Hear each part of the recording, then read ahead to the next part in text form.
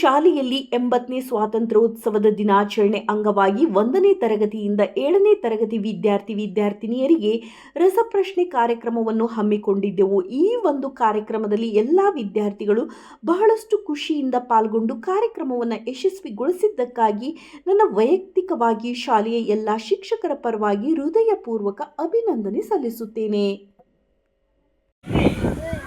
ಯಾವ ತಂಡ ದ್ವಿತೀಯ ಸ್ಥಾನವನ್ನು ಪಡ್ಕೊಳ್ತೈತೆ ಅನ್ನೋದು ಈಗ ಗೊತ್ತಾಗ್ತಿದೆ.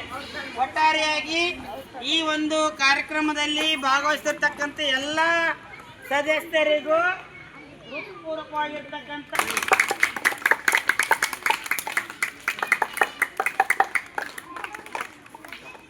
ಇದು ಬಹುಮಾನವನ್ನು ನಾವೇನು ಮಾಡ್ತೀವಿ ಅಂದರೆ ಆಗಸ್ಟ್ 15 ಧ್ವಜಾರೋಹಣ ಆದ ನಂತರ ಕೊಡ್ತೀವಿ. ಓಕೆನಾ? ನಾವೇನು ಕೊಡ್ಬೋದು?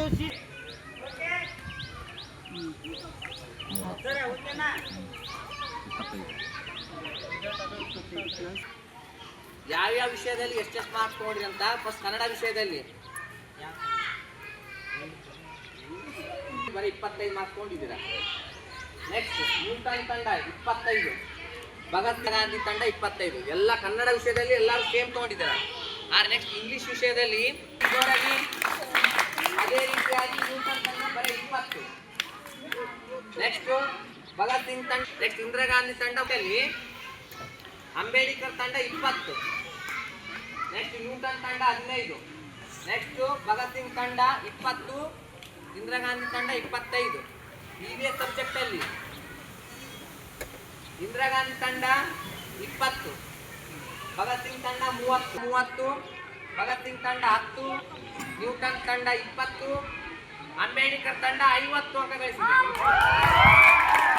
4ನೇ ಸ್ಥಾನ ಪಡೆದವರು ಯಾರಪ್ಪ ಅಂದ್ರೆ ಭಗತ್ ಸಿಂಗ್ ತಂಡ. ಲ್ಯಾಪ್ಟಾಪ್ ಜೋರಾಗೆಲ್ಲ. ಅದೇ ರೀತಿಯಾಗಿ ತಂಡ ಶ್ರೀಮತಿ ಇಂದಿರಾ ಗಾಂಧಿ ತಂಡ 7ನೇ ಸ್ಥಾನ, ಅಂಬೇಡ್ಕರ್ ತಂಡ ಜೋರಾಗಿ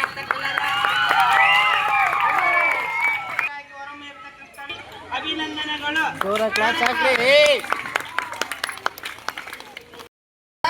ಉತ್ತರವನ್ನು ನೀಡಬೇಕು. ಓಕೆನಾ? ನೇರ ಪ್ರಶ್ನೆ.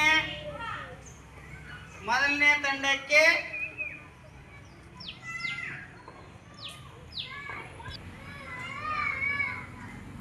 ಕನ್ನಡಮ್ಮನ ಹರಕೆ ಪದ್ಯವನ್ನು ಬರೆದವರು ಯಾರು?